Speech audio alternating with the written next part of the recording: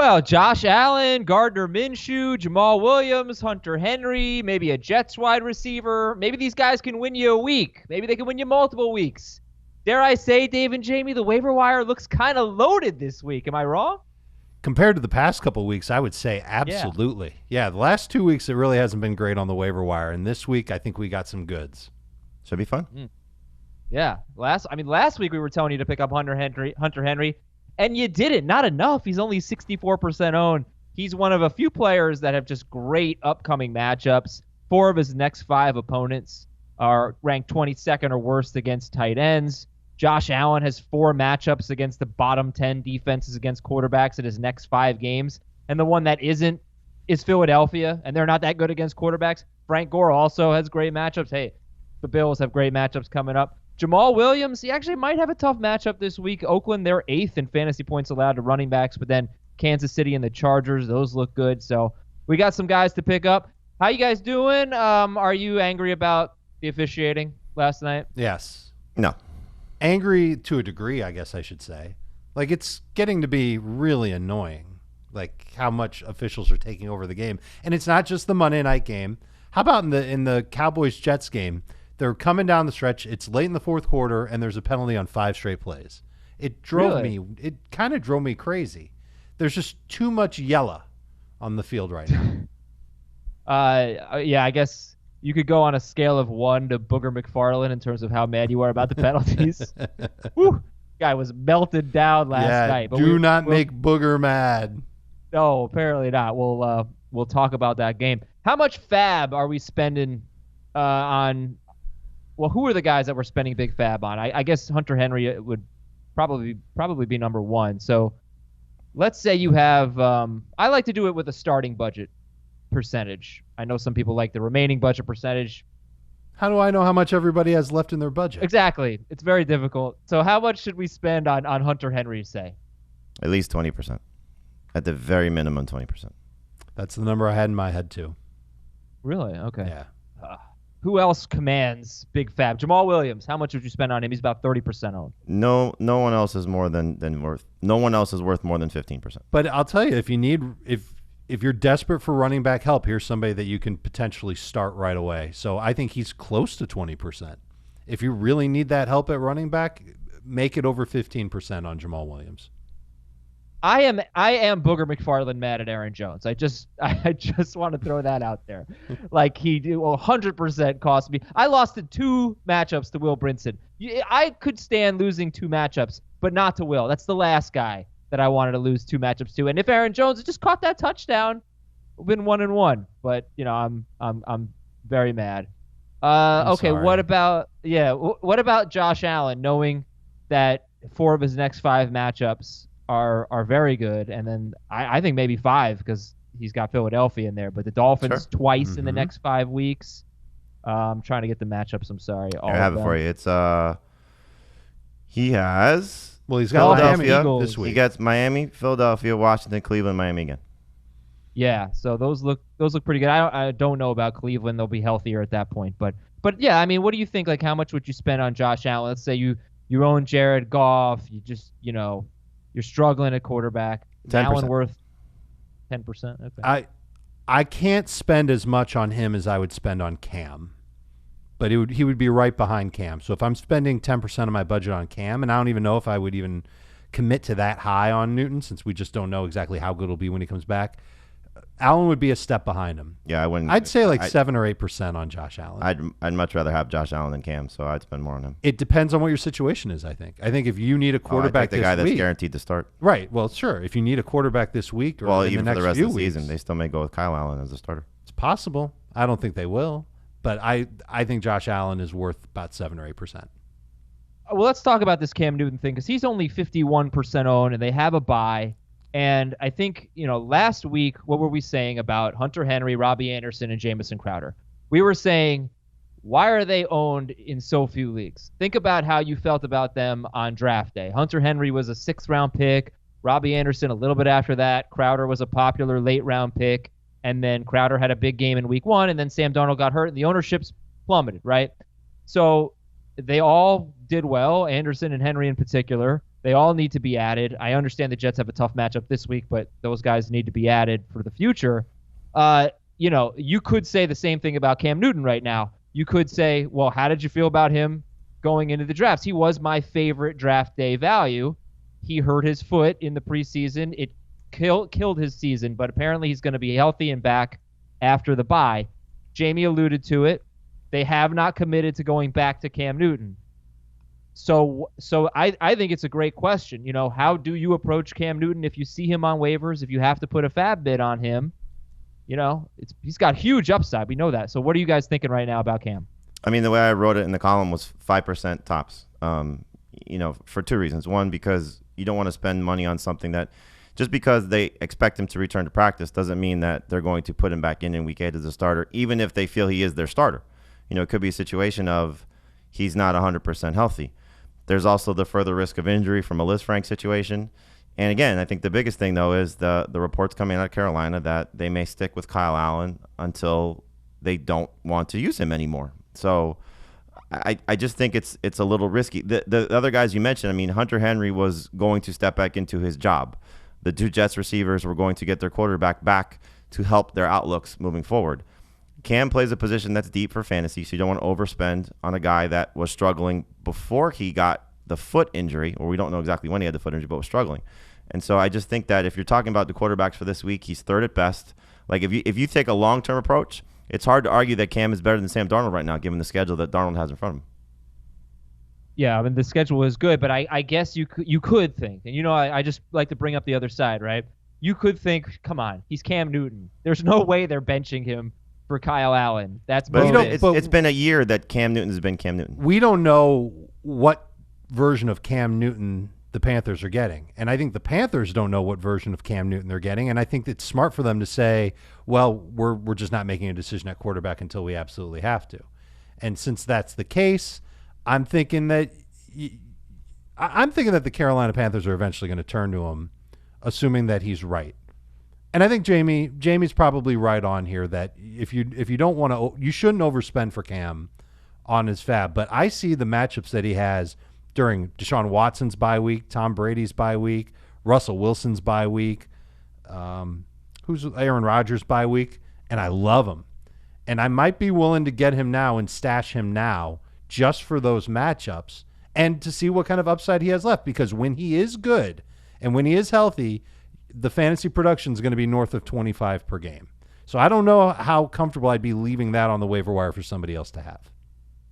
He's got to run, and that's a big question mark. Is he going to run? And that, that's huge for him, and I'm hoping it happens, and we'll just have to see. But yeah, I mean, if I'm struggling at quarterback, I'm going to be looking at him, hopefully. I don't know how much demand there is for him, so I don't know that you have to spend that much FAAB. I guess we will find out tonight, especially going into their bye week, right? So let's kind of set everything up by looking at the big news. Saquon Barkley, Evan Ingram, Sterling Shepard, they could all be back. Would you guys agree? Barkley and Ingram more likely than Shepard? Yes, I would agree that they're back. And we actually ranked Barkley this week. So we're counting on him now. Now he's got to play. He's got Arizona this week. Amari Cooper may not play this week. They have a bye next week, but they've got the Sunday night game against Philadelphia. We might not get Amari Cooper. We know the Eagles, 5 out of 6 games, they've allowed at least one wide receiver to have 100 yards. So maybe it's Michael Gallup. Maybe there's somebody to get off waivers. We'll talk about that. Deshaun Jackson could play this week. He's 82% owned. I don't think we're going to talk about him, but do you think Deshaun Jackson is a must-add if you saw him available?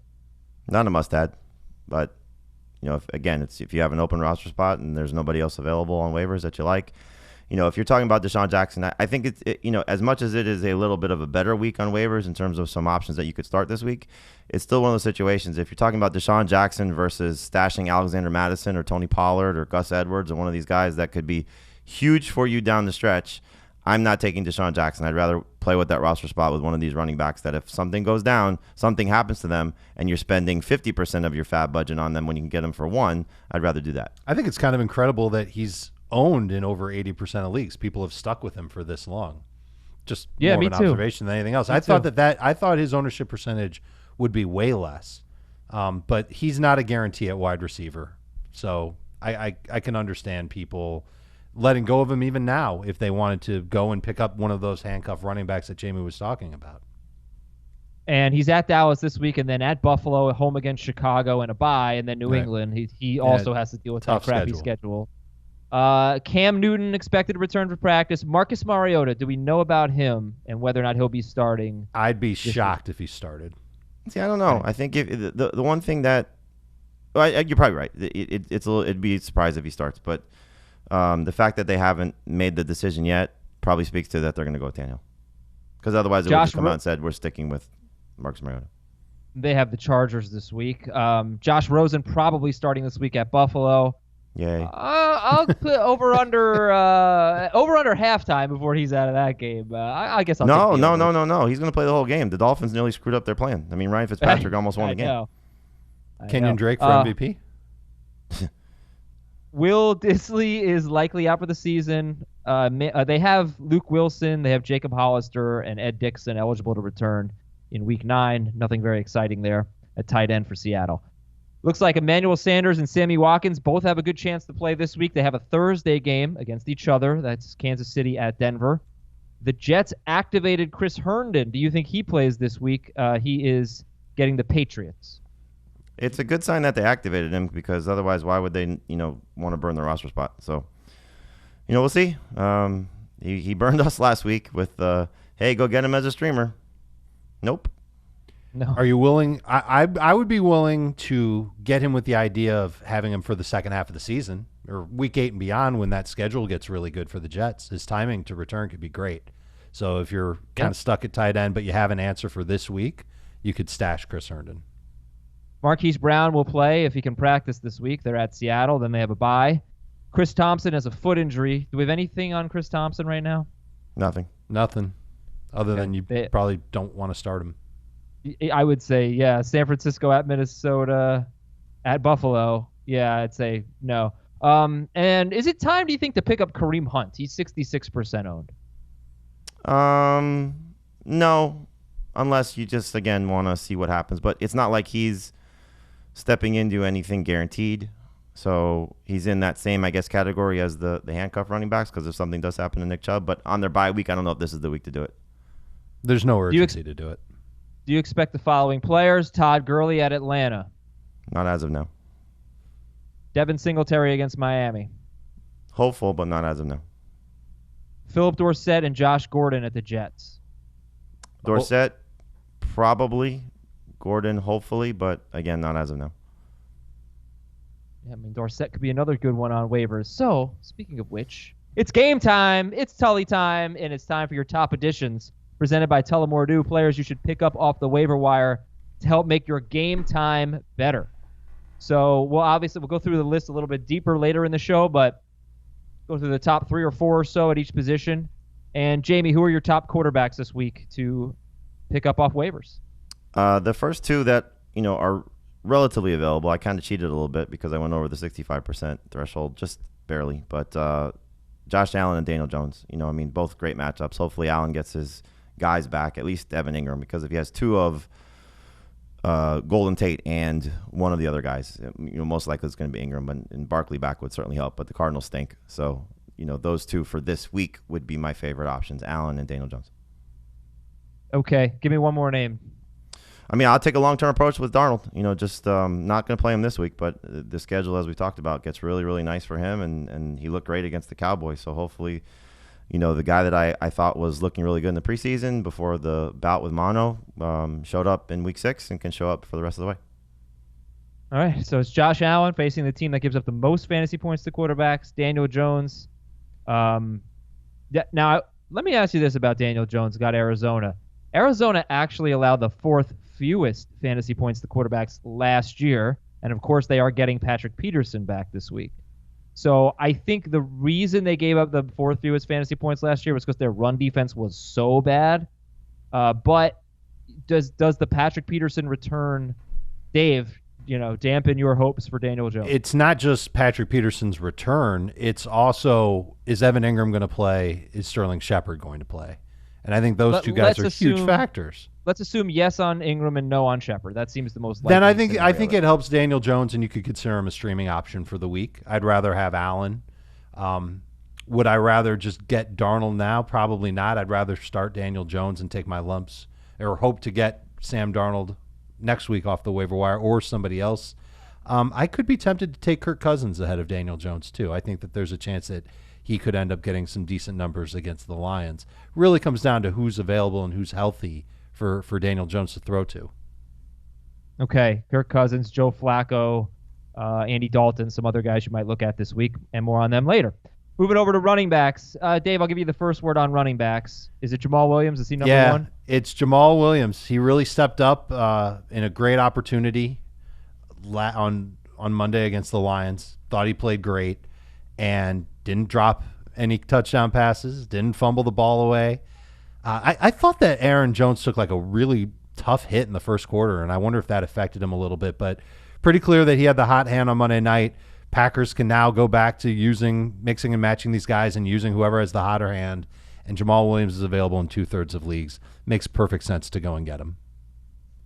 And, he played 2 games, I think weeks 15 and 16 last year after Aaron Jones got hurt. And he had 2 really big games. And then in week 17, he struggled, but Aaron Rodgers got hurt. And it's like Jamaal Williams, so much of his time as the lead running back has been spent without Aaron Rodgers. When we've seen him with Aaron Rodgers, he's been pretty good, except the first 2 games of last year when he faced Chicago and Minnesota and basically lost his job to Aaron Jones. Mm-hmm. So we've mentioned Williams. Who else? And I forgot to mention this, but I do want to say that 65% ownership in CBS leagues is basically our threshold for the waiver wire. It makes things a little bit difficult this week because there are a lot of players probably at each position that are owned in more than that. Like Royce Freeman against the Chiefs and Frank Gore, he's 75% owned against the Dolphins. They've given up 12 or more fantasy points in non-PPR in every game to a running back. Malcolm Brown, 79% owned. So, the rankings get a little tricky, but I guess we'll keep using that threshold of 65% or less. So is there anyone else other than Jamaal Williams that feels like a must-add right now? I think Latavius Murray could very well be, just with the situation that's going on with Alvin Kamara, that he's got this ankle problem that caused him to miss practice last week. Sean Payton said he came out of the game a little banged up again. He hasn't looked right, and you wonder if they're going to maybe sit him down just to make sure he's 100%, because the Saints have really stolen games here, without Drew Brees, and the fact that they're still in first place, and now Brees pushing for an early return. So you just wonder if they want to make sure Kamara's right for the stretch run when they get their quarterback back after their bye week. If you don't make Latavius Murray some level of a priority for you, certainly as the Kamara owner, but just as a potential lottery ticket that could cash very soon, I think you're making a mistake. He had a long catch and run touchdown called back against Jacksonville too. He looked great in the game, and he pretty much has fresh legs because they've barely used him through the first 5 weeks of the season. So maybe there's an opportunity here for Latavius Murray against Chicago. When the Saints are on the road, they tend to use their running backs a little bit more. Maybe they give him some run here against the Bears. We don't know if Hakeem Hicks is going to play. That Bears defense was vulnerable against Oakland. Maybe there's a chance here that Latavius Murray could fill in for you as a bye-week running back. It's not just that, though, for the Kamara situation. It's also we really haven't seen what Murray can do with Brees over the course of several games. Just using him as a pass catcher, using him as a different option in the backfield. The thing we've seen with the Saints is, and understandably so, they've gotten very conservative. Sean Payton scaled back the playbook. They're relying on their defense, which is playing absolutely fantastic. And so I think with Brees back, the offense opens up a little bit, and maybe Murray does a few more things. Not that he's going to be better than dramatically better than what he's been, but there's still that chance. And so I think if you can pick him up, if you miss on Williams, you're probably not going to start him this week unless Kamara's out. But just take a long-term approach with some of these players. And again, this is a lottery ticket that could be significant if, in fact, Kamara's ankle becomes a significant problem. All right, but let's say you see Frank Gore available, and he's got the Dolphins, as I mentioned, and Jamaal Williams and Latavius Murray are there. Who are you prioritizing? It comes down to what you need. If you need a guy for this week, then Frank Gore for sure. Because if Singletary remains out and Gore against the Dolphins, revenge game, all those things, playing his former team. I actually just saw Frank Gore on Saturday. He was at the Florida Atlantic game. I believe his son plays for the Owls, so he was on the sidelines. And as I was walking, my kids and the group of kids we were with, they got to go on the field at halftime to high-five the players as they ran through the tunnel. So as we're walking to get on the field, he's walking out with T.O., who I think also has a son that plays for FAU. It was pretty funny. My brother-in-law, who had a couple beers at the time, Frank Gore walks past. T.O. walks past me. He goes, T.O. He screams. He shakes his hand. And then Frank Gore's right behind him. He goes, Alfred Morris. No way. And then I actually spoke to Al for a little bit after he was actually honored at halftime. He went to FAU, but it was funny. Mm-hmm. I was like, that was Frank Gore, right? That wasn't Alfred Morris. He goes, oh, man. I want to look. I'm Google imaging Alfred Morris. I guess he looks nothing like Frank. They don't look the same at all. I think he just had in his, he wouldn't know what Frank Gore or Alfred Morris looks like. He just had in his head that they were at the game. So he saw T.O. and another football player walking with him, so he just thought it was they're all together. I think Ray Lewis. I think Ray Lewis at the game too. Oh wow, yeah, jeez. So I'm gonna ask our video department if we can to get a side-by-side of Alfred Morris and Frank Gore, because I think there are some similarities there, but I'm never right about anything, so we'll see. No, there's no similarities. In any event, Frank Gore would be better for this week, but if you don't need Frank Gore is not going to win your league. If Alvin Kamara goes down or Aaron Jones goes down, those replacement options in Jamaal Williams and Latavius Murray could be league winners for you. Probably more so Murray than Williams. But I still think there's an opportunity there to take the bigger approach. It just depends. If you're stuck and you need a starter, go get Frank Gore. All right, we got to talk about wide receivers. I got to tell you, though, about Lightstream. Are your credit card bills keeping you up at night? Are your interest rates in the double digits? I know people who have dealt with credit card debt, and it can be crippling. It can be really, really tough. So you need to check out Lightstream. Lightstream.com/FFT, LIGHTSTREAM.com/FFT. Be smart and pay off your credit card balances with a credit card consolidation loan from Lightstream. You can get a fixed rate as low as 5.95% APR with autopay, so you can save thousands in interest and get a loan from $5,000 to $100,000 with no fees, and you can get your money as soon as the day you apply. If you'd never heard of Lightstream, you listen to this show, so I'm sure you've heard of it, but they are a division of SunTrust Bank, one of the nation's largest financial institutions. You can have complete peace of mind with Lightstream, and it's just a great way to save money if you need a credit card consolidation loan. So if you want to save even more money, our listeners can get an additional interest rate discount. The only way to get it is at lightstream.com/FFT. Again, LIGHTSTREAM.com/FFT. Subject to credit approval. Rate includes a 0.5% autopay discount. Terms and conditions apply, and offers are subject to change without notice. Visit lightstream.com/FFT for more information. Fellas, Dave, I'll start with you. Who are the wide receivers that we need to target here, the top priorities? Let's start with the Jets, guys. Jamison Crowder and Robbie Anderson. And I think in PPR, that would be the order I would go with. I would go with Crowder. I'm buying into the targets from Sam Darnold. And Robbie just seems to be what he's almost always been, which is big play type of receiver. We saw the 92-yard touchdown. That was awesome. He could be a good number 3 receiver in all formats, non-PPR and PPR. But I think Crowder just has a little bit better of an outlook in PPR. And I think you can use Crowder in Week 7. I don't think you can use Robbie with any kind of confidence in Week 7. Auden Tate would be next for me. He's got the Jaguars and then the Rams. Phillip Dorsett would be next for me after that. And then Allen Lazard would make my list. I like that Aaron Rodgers was campaigning for Allen Lazard to get on the field. They needed him badly. If Geronimo Allison misses Week 7, if Devontae Adams' toe doesn't heal up, I think Lazard could get some decent playing time, and I think he could help you get to maybe 10 PPR points if you're that desperate at wide receiver. All right. So and Jamie has a very similar priority list. Robbie Anderson, Jamison Crowder, Auden Tate, Phillip Dorsett, and then Dave has Allen Lazard of the Packers who had that big game last night. Do you guys think Auden Tate will have a good game this week against Jacksonville? They have not been great against wide receivers, but they haven't been terrible, I guess, for the most part. So do you think Tate's a start this week? He's a number 3 receiver. I don't think he's a start, but look, the targets were up last week. The production was there. He's been playing more. The production's been there for him for the last really 4 games. So, Dalton's played better at home than he has on the road. He's only played 2 home games so far. So if there's no Jalen Ramsey, then I think Tate's in that number 3 conversation. And that's the first question. Is Jalen Ramsey going to play? Because if Jalen Ramsey plays, that obviously would probably mean some tough times ahead for Auden Tate. But he's like their tight end. He's a big dude, great catch radius, not necessarily an explosive speedster down the field. But if he's going to keep getting targets and he's going to be a focal point near the goal line, that's a guy you'd want to have in your flex. So I'm going to give you some names of wide receivers who are owned in about 70% of leagues or more, about 70 to 80%. Maybe some are available in your leagues, and I want you to tell me, like, how it's just like real quick, like how excited you'd be to pick them up if you saw them on waivers. Mike Williams, 80% owned. If you need someone for this week, yes, I'd say he's worth picking up.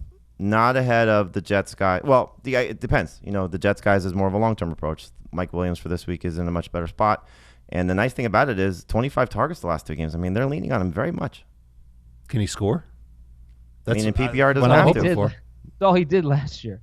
I know. That's the thing. Like last year, he was getting a ton of touchdowns, not a lot of targets, and now he's getting a lot of targets and not many touchdowns. I think I'd rather have the Jets guys. Christian Kirk at the Giants. He'd put him my number one receiver, and it's not close. Yeah.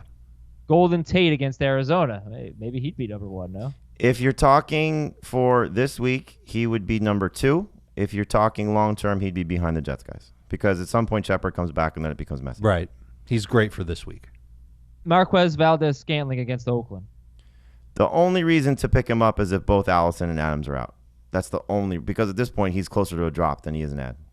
I agree. Mohamed Sanu against the Rams. Mohamed Sanu.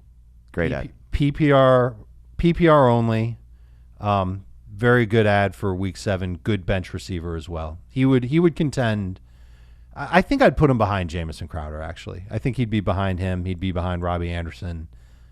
Maybe ahead of Auden Tate, though. So top 5 receiver to add this week. Yep. All right. That's Sanu. DK Metcalf. I like him this week.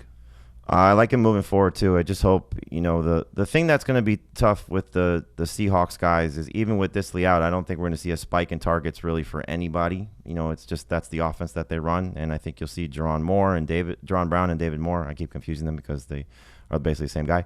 Yeah. Jerron Brown and David Moore will see a little bit more production, so they go from 2 targets to 4 targets, and Tyler Lockett goes from 6 targets to 8 targets, and DK Metcalf goes from 6 targets to 8 targets to. It's just not an offense that's going to all of a sudden blow up to one guy, but Metcalf gets those few bumps and targets, and that helps him. Last one, D.D. Westbrook, 71% owned, did have 8 targets last week, and at Cincinnati this week. I think he kind of knows what he is this one. Right. Patrick. He's like 10 PPR points, if that. By the way, did we even say Gardner Minshew with the quarterbacks? No, he's absolutely on the table. I think it comes down to, again, what you need versus, long term. So for this week, he's certainly in the conversation. I like Allen better, and if Daniel Jones gets his guys this week, I like him better. But if Daniel Jones doesn't get his guys, then Minshew would be right there with him. Like you said, the matchup is good. I just wonder that they run all over the Bengals. Yep. All right, guys, at tight end, anyone other than Hunter Henry that you're excited to pick up? Excited, probably not. If Herndon does play, then I think that's something you look at again from a long-term scenario of this is the hopefully start of something. I like Dawson Knox as a sleeper this week. I think there's a good opportunity for him against Miami because the targets started to creep up for him, and the Dolphins stink. And so then it just becomes, I think, sort of, and Knox is obviously in the conversation too, but more of a desperation, scenario. We spoke to Evan Washburn, our CBS Sports NFL sideline reporter yesterday, and he said Bill O'Brien told him, he was at the Texans-Chiefs game, he said that they really want to start to use their tight ends more, and he said he specifically talked up Darren Fells, and you've seen the last 2 weeks. He scored 2 weeks ago. Targets were up. He was actually the leading receiver in this past game. And so, if he's going to continue to be involved, it's worth a look. He's had at least 12 PPR points in 3 of his last 4 games. So he would be my number 1 priority after Hunter Henry if I needed a tight end for week 7. Because I think he can Darren continue Fells, to get right? some. Yeah, Fells. Because I think he can get some pretty easy targets. And these tight ends, both of them for Houston, are going to start to play more because that offensive line took a hit, losing Titus Howard for the next several weeks. So they're going to be on the field significantly. And I think the targets could open up from as much as they have been. Darren Fells has the Colts this week. A huge game, by the way. Very excited for this game. Mm-hmm. And they actually allow the 3rd most fantasy points to tight ends. Now, they have faced Hunter Henry, Austin Hooper, Travis Kelce, and Darren Waller, and Delaney Walker. So they haven't had one bad tight end, but they do give up fantasy points to tight ends so far. DSTs, so I don't know, Jamie. Not that it's this your is the fault. ugliest one. This is the ugliest group. Okay, I was going to say, like, I'm glad you feel that way. I had such a hard time with this list. However, I would say this. There are like 4 or 5 DSTs that are owned in 70 to 80% of leagues. I feel like one of them is guaranteed to be available in your leagues, and they are good, okay? San Francisco gets Washington. Buffalo is only 78% owned. The Bills were dropped during the bye. They get Miami. Green Bay against Oakland. Jacksonville at Cincinnati. Jacksonville 70% owned. So those are the 4 I found. San Fran, Buffalo, Green Bay, and Jacksonville. To me, Green Bay is last on that list. But they're better than, you got the Broncos, the Colts, and the Cardinals. It's ugly. It's ugly. So hopefully those other teams are available. Niners at Washington. Holy cow. Bills against Miami. Are the Bills your number 1 DST this? Oh, they're probably the Patriots, right? No, the Bills. Bills? Oh, yes. yeah, the Bills. Yeah, the Bills. The Bills and the 49ers are ahead of the Patriots for me. Same. Okay. Yeah, I'm telling you. And like, all 3 of those are ahead of the some leagues they're Bears, in. too. Yeah, I put the Jags ahead of the Bears, too. Yeah, all right. You got some waiver wire possibilities. Hopefully keep your fingers crossed that the Niners, Bills, and Jags are there. Do you like the Packers this week against Oakland? They're not bad. I think the one thing about it is they're at home, and so in that building, if they don't have Tyrell Williams, it could be tough for the Raiders passing game to, keep up if they're chasing points. What are you talking about? They got Zay Jones. Could be a good waiver wire ad. You could. All right. Green Bay 23 and Detroit 22. Geronimo Allison evaluated for a concussion. He also has a chest injury. And TJ Hawkinson had 2 almost touchdowns. Aaron Rodgers played so well. How bad were his pass catchers, receivers, tight ends, running backs, dropping passes, dropping touchdowns? Jimmy Graham and Aaron Jones dropped a touchdown. That Shepard fella dropped the ball at the 1-yard line that was picked off. Aaron Rodgers could have had a huge game. Yes, he did. As JB mentioned, he had a rough night when the ball hit him in the hands. Punt returner. I was amused by, like, the ESPN would show Aaron Rodgers after a play would go bad, and he just had this look on his face like, you can't blame me for this. Not my fault, Yeah, no, he looked really frustrated. I was amused by Aaron Rodgers' facial expressions during the game, but he ended up coming through just fine. He does what Aaron Rodgers does, and he wins the game in the end and found something in Alan Lazard to save the day for Green Bay. So it was a great game. I feel bad for the Lions. I do. And I feel kind of bad for Mason Crosby because his Lambeau leap was so weak. But what are the fantasy takeaways in this game, Jamie? You look at Packers-Lions, and what comes to mind? I mean, obviously, it's the running backs for Green Bay. That's the biggest takeaway is what's going to be the case moving forward with Jones and Williams, and will it be what we saw last night, which is, I think, what it was trending toward before the concussion for Williams, or will it be, okay, Aaron Jones, you had a bad game, but you're still our guy, we'll go back to you? I mean, it's hard to say that's going to be the case. So at this point, I still would prefer Jones over Williams. I think he's still a number 2 running back this week against Oakland, but now Williams is in the conversation as a flex, and as we've been talking about, he's a priority to add off waivers. Okay, and then what did you think about Kerryon Johnson? 13 carries, 34 yards, and a touchdown, 2 catches for 27 yards. This was after 16 or more carries in 3 of his first 4 games, not involved in the passing game. 27 yards was nice, but only no more than 2 catches in any game. So, look, Johnson, I guess, got the job done, but not great. What'd you think of Kerryon, Dave? At least we didn't see another running back come close to the same amount of touches for Detroit that Kerryon Johnson had. And I don't have the snap. I'm trying to look it up as I talk to you about just how many snaps he played to see if that changed during the bye. But my guess is that the Lions went into this game thinking that they can win on the arm of Matthew Stafford. And the first quarter, Stafford owned him. And Kerryon Johnson was kind of more of a complementary part of the offense, believe it or not. And it's a little frustrating to see. And he still played over 70% of the snaps. 3rd straight game. I'm not too worried about it. If you've got Kerryon, he'll be okay. Let's get the drop-o-meter out. for a lot of guys in this game. Matthew Stafford, 0 to 10. 0. 4. All right. You're not going to start him against Minnesota, but then Right, he's got so the like- Giants and the Raiders the next 2 weeks. But if you need someone for this week and you're looking at Josh Allen versus Matthew Stafford and you have to win, you're dropping Stafford to pick a balance. Sure. How about Marvin Jones? Same, 4.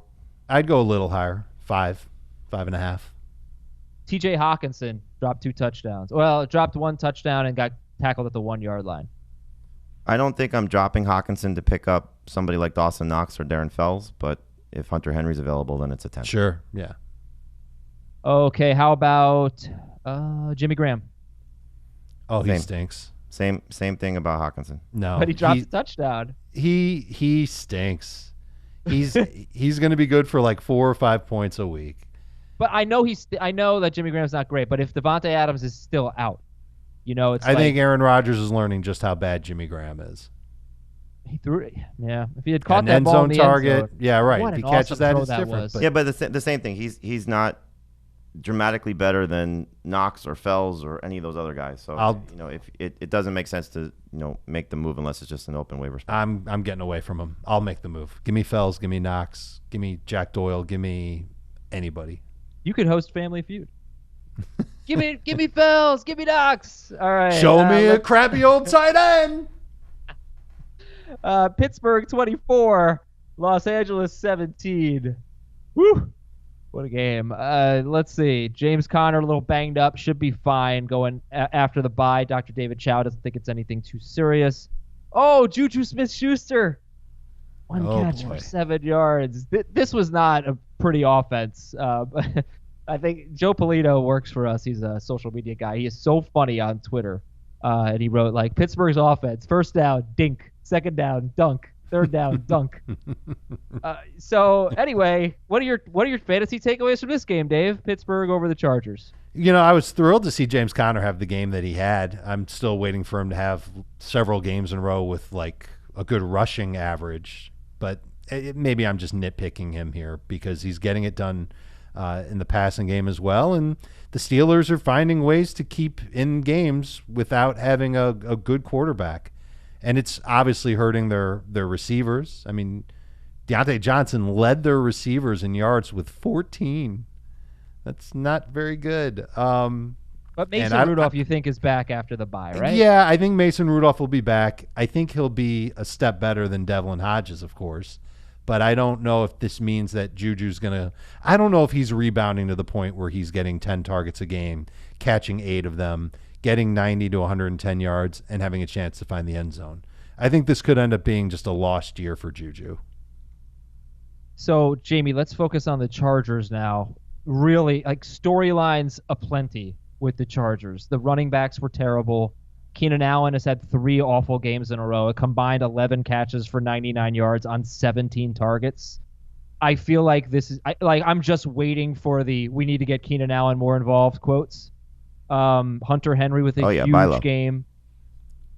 And and then Mike Williams, 80%. But I guess just your overall thoughts on who you like on the Chargers offense going forward, how much you trust them. There are a lot of really fantasy relevant, difficult decisions on this team. It's a big week because the Titans defense is, proving to be a little bit vulnerable. And I think, or at least based on what the expectations were for them. So you have to sort of look at your backfield on your fantasy team and say, is Melvin Gordon worth it?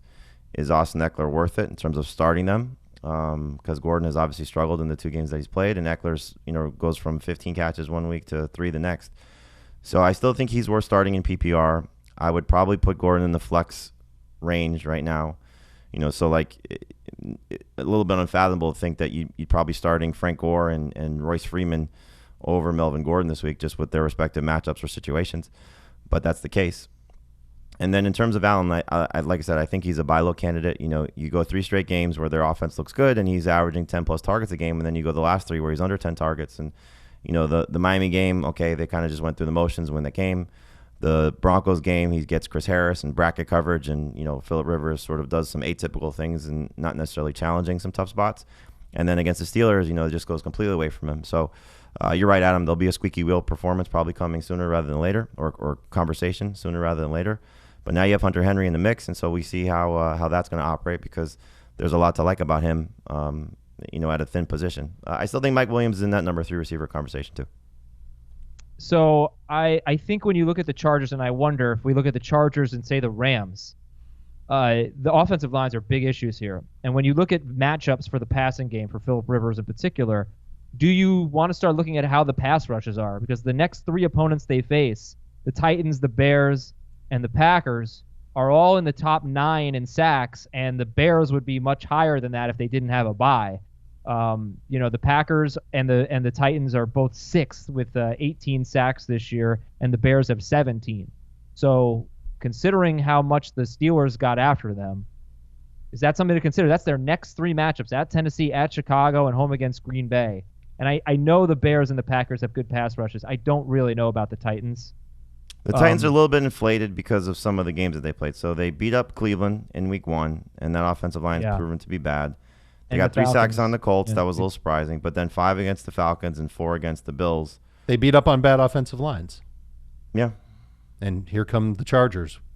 Mm-hmm. But the Broncos have a bad offensive line, too, and they only got to Flacco once. Cam Wake didn't play in that game, too. How often did they throw in that game? Like, I think Flacco had a low pass attempt number. So I don't know how many opportunities they really had. Flacco, 28 pass attempts.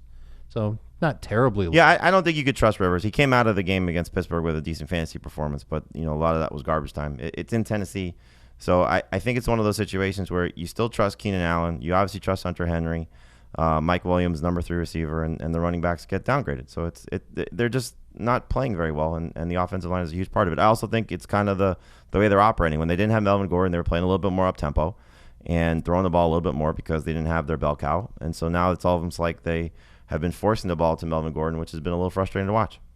I guess, but he only had 8 carries. The game. But at the beginning of the game, it's like they're just, forcing. I don't blame things. them. Yeah, I'm I trying just to think get that O-line is but rough. It's right. It's a problem. It's causing a lot of problems. Yeah.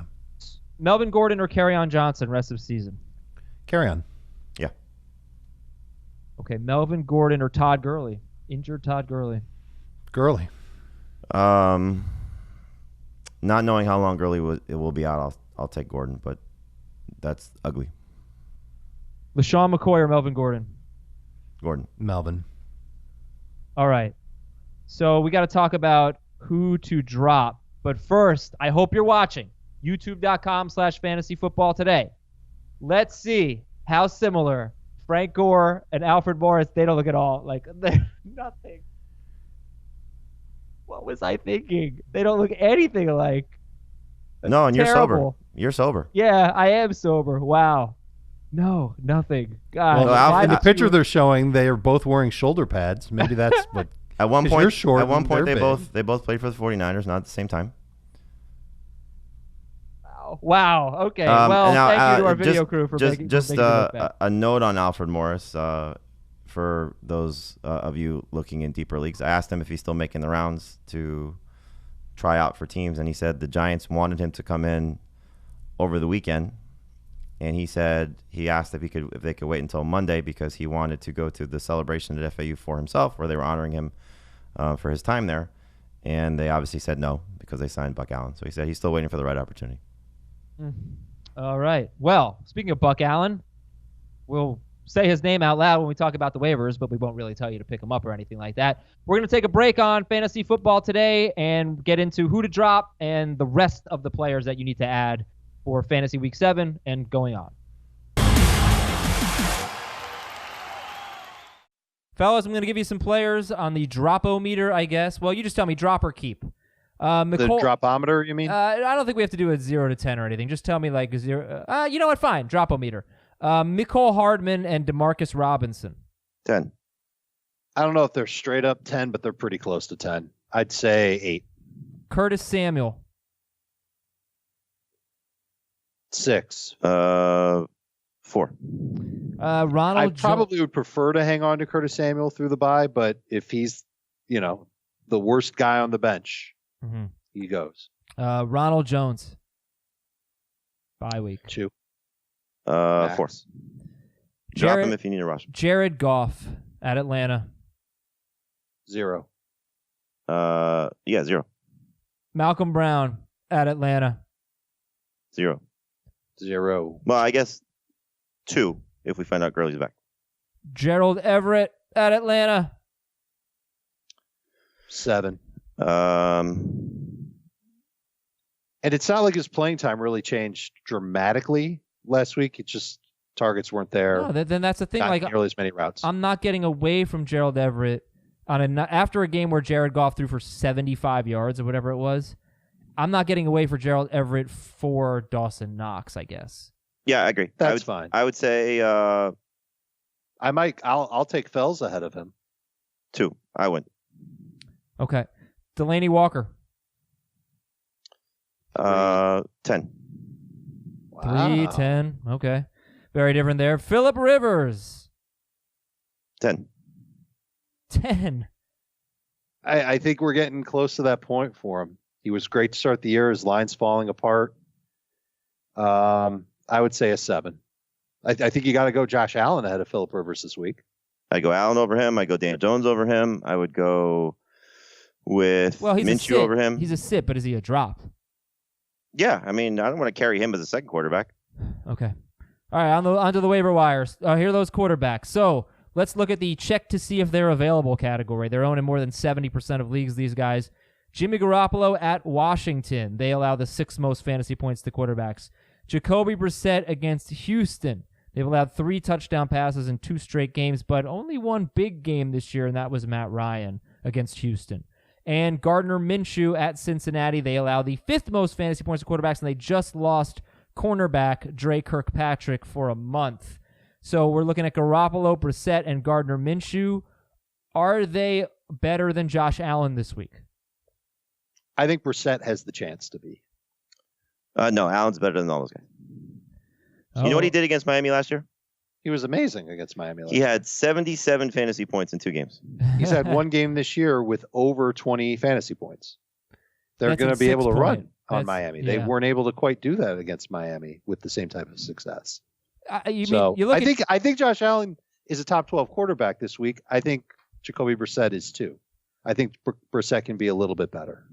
You look at Josh Allen's rushing yards. He's just not. He's got 3 rushing touchdowns, but it's just completely different than last year. He's running, 30 yards a game, something like that. What else at quarterback? Okay, so we got Garoppolo, Brissett, Minshew, Josh Allen, Daniel Jones. We already talked about. Cam Newton and Sam Darnold are more long-term looks, and then Kirk Cousins at Detroit, Joe Flacco against Kansas City, Andy Dalton against Jacksonville. Ryan Tannehill, he's different. Like, that's desperation, I guess, against the Chargers. They're all desperation. Are they? Cousins is the best of that group. All right, then we'll move on. Let's look at running backs. Malcolm Brown, Frank Gore, Royce Freeman.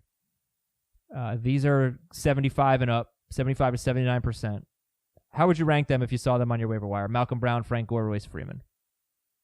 I have Freeman a spot ahead of Gore. I don't know if I'm going to stick with that. They're literally back-to-back at the end of the RB2 range for me, and then Malcolm Brown would be 3rd. Gore for this week, and it's not close. Followed by Freeman, followed by Brown. Freeman's been getting a lot of catches. They're going to have to throw a little bit against Kansas City on the short week. They might also run on Kansas City in the short week. They will run on Kansas City. Everybody runs on Kansas City. Right. How about these guys if you saw them? Adrian Peterson, San Francisco this week. Thank you. Duke Johnson and Rashad Penny. No. I prefer just about everybody else we've talked Penny's about. closer to a drop than he is to an end. And then you've got, he is, but he's in the same. I mean, he's just like Madison. Well, he's not like Madison. That's why I wouldn't drop him. But he's, if you're just talking about standalone value, he's closer to a drop. This is the perfect time to trade the absolute worst player on your bench for Rashad Penny if you have Chris Carson. There are a lot of handcuffs out there that could be great, like Rashad Penny. But a lot of them get no value when the starter's healthy. Whereas Madison, you might get an 8-carry game or something like that. All right, so the priorities at running back are Jamaal Williams, Latavius Murray, and then how about these guys, Benny Snell and Chase Edmonds. So Snell had 17 carries. Now, James Conner got hurt. And Chase Edmonds had 67 yards and a touchdown a week after having 86 yards and a touchdown. So do you think Snell and Edmonds, and of course Snell's on a bye, Edmonds is at the Giants, who have allowed 40 or more receiving yards to a running back in 4 straight games. Do you think Snell and Edmonds have carved out do you think Latavius Murray, Snell, and Edmonds have carved out roles? If you don't need anybody for this week and you can get Benny Snell for nothing, you should 1,000% do so for 2 reasons. 1, you just said he had 17 carries. 2, James Conner did not finish the game against the Chargers, and Jalen Samuels is out with a knee injury. If you can find Benny Snell and you do not pick him up, you're making a mistake.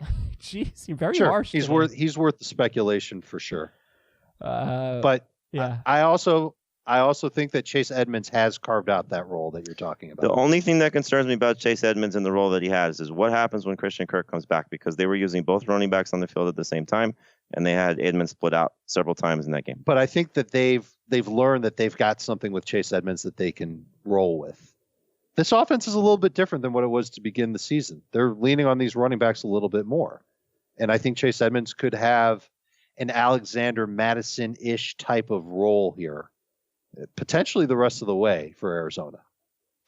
We've got Rex Burkhead, Darrell Henderson, Madison, Mark Walton, who had 11 touches for the Dolphins, Buck Allen, who signed with the Giants, just in case everybody's hurt. But I actually think Wayne Gallman is coming back this week too. Right. It's just a complete what if everybody's out again. Sure. Yeah, and then you can start him ahead of Jordan Howard and lose a bet and have to shave your mustache. So anyway, I think, Darrell Henderson, Madison, Walton, Allen, I don't see people rushing to get them. However, Rex Burkhead's pretty interesting because the last time he faced the Jets, he had 17 touches. He scored a touchdown. He had almost 70 total yards. I don't know if he's playing this week, but is Burkhead worth adding, and how worth adding is he? He's absolutely worth adding. I mean, it's almost similar to Jamaal Williams. Like, I think when Burkhead comes back, you're talking about a guy that's going to step into a role because the starter has been uninspiring. Now, Aaron Jones obviously wasn't uninspiring coming off the Dallas game, but we saw it was happening before Jamaal Williams got hurt. We saw it was happening to Sony Michel before Rex Burkhead got hurt.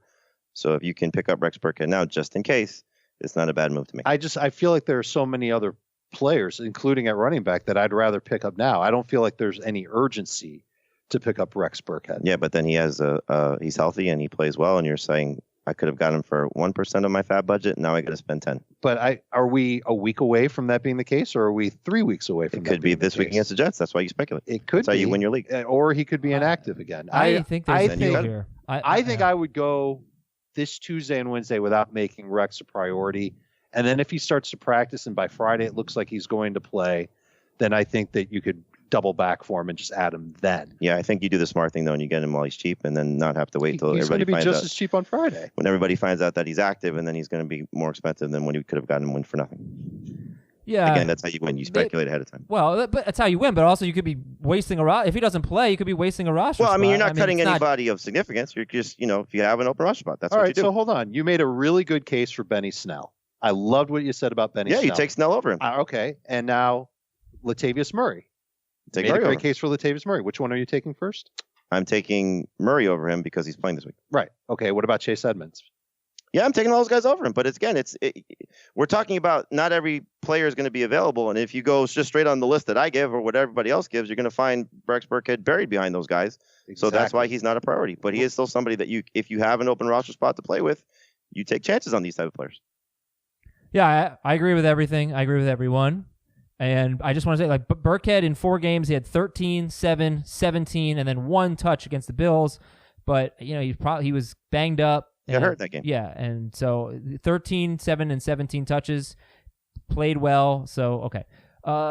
That's basically it for running back. What about Brandon Bolden? What about Darrell Williams? Sorry, I wanted to throw one more name in there. Darrell Williams and Brandon Bolden.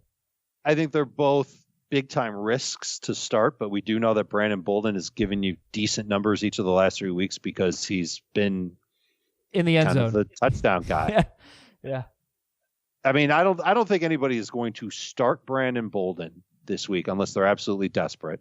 And I don't know if he's even worth speculation because I don't know if anybody believes that he's going to suddenly become a guy that gets 30% of the touches in this run game. Sure. He's been good for the Patriots, but he's like a a Church Keat type player. They'll use him on special teams. They use him when the other guys in the run game can't get going. And I also think his value would be tied to Rex Burkhead. All right, wide receivers. So I gave you all of the check to see if they're available, guys. Christian Kirk, Auden Tate would be at the top of the list. Mike Williams, Mohamed Sanu, DK Metcalf, MVS, D.D. Westbrook. Then the priorities that are available in a lot of leagues, Robbie Anderson and Jamison Crowder are less than 60% owned. Not a good matchup. The Patriots have allowed one passing touchdown this year. It was the Auden Tate. I think it was a 64-yard touchdown, a little fluky.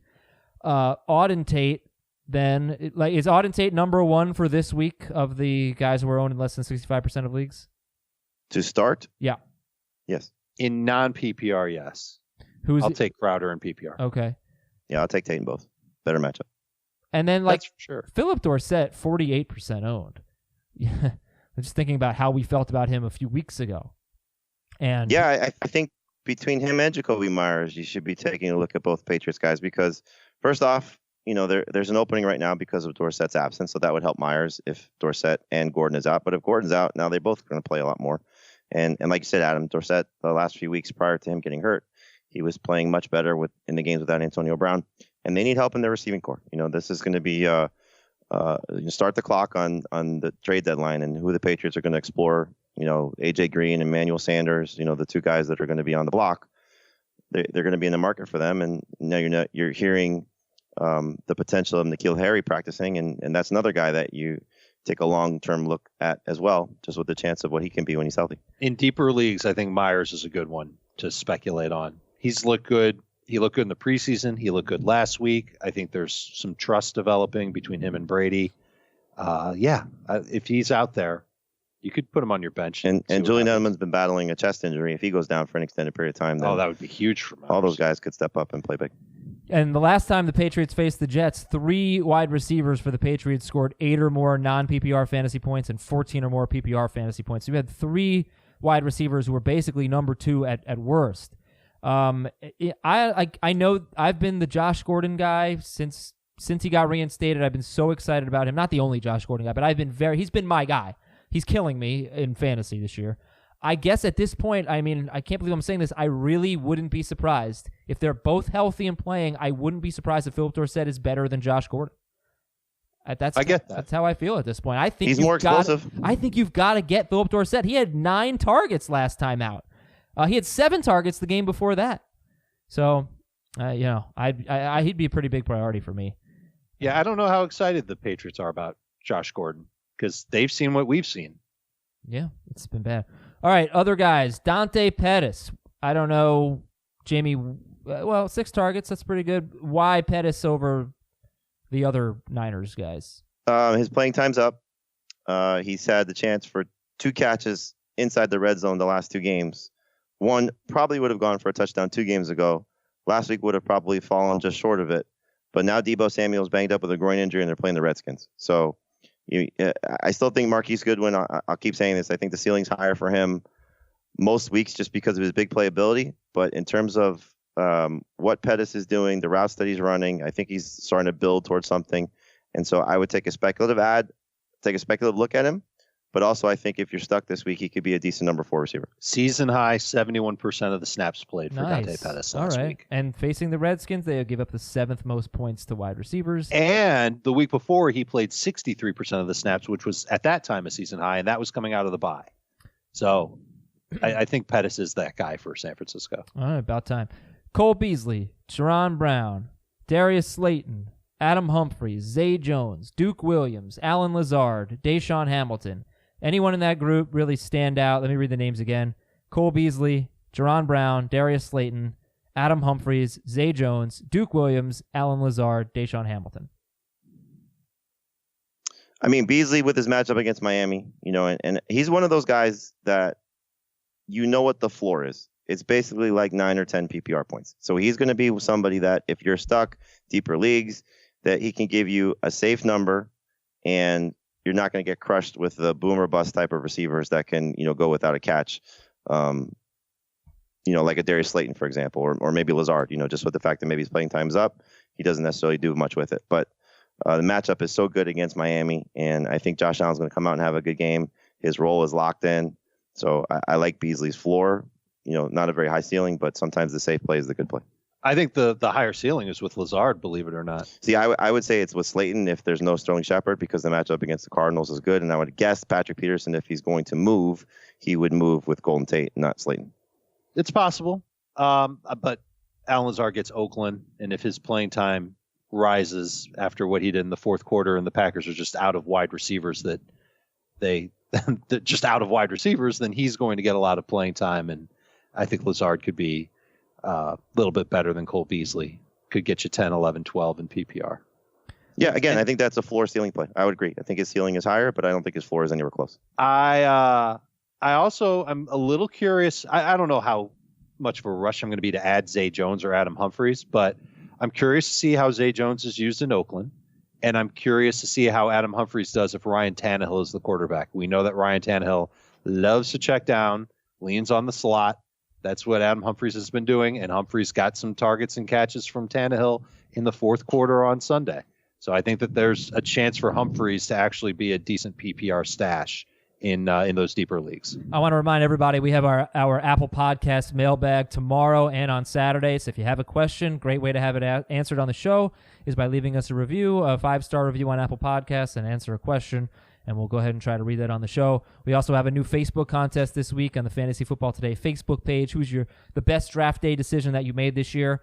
And I try to make these podcasts shorter. I fail every time. The reason why is because we have so many great podcasts that you should be listening to. I want you to be able to listen to multiple shows. Go to cbssports.com/podcasts or podcast. Either one will work. cbssports.com/podcasts. Get a complete list of our shows. College football, NFL, combat sports. We pretty much got it all. Golf. It's great stuff. Tight ends. I guess, obviously Hunter Henry is just the head of the class. Chris Herndon, Dawson Knox, Darren Fells, Dave likes a lot. What about Jack Doyle? And actually, Texans have been pretty damn good against tight ends. Jack Doyle and Vernon Davis, who also have been good against tight ends. The Niners, that is. That's Vernon Davis' matchup. Are you going to rank them in your top 15 this week, Doyle and Vernon Davis?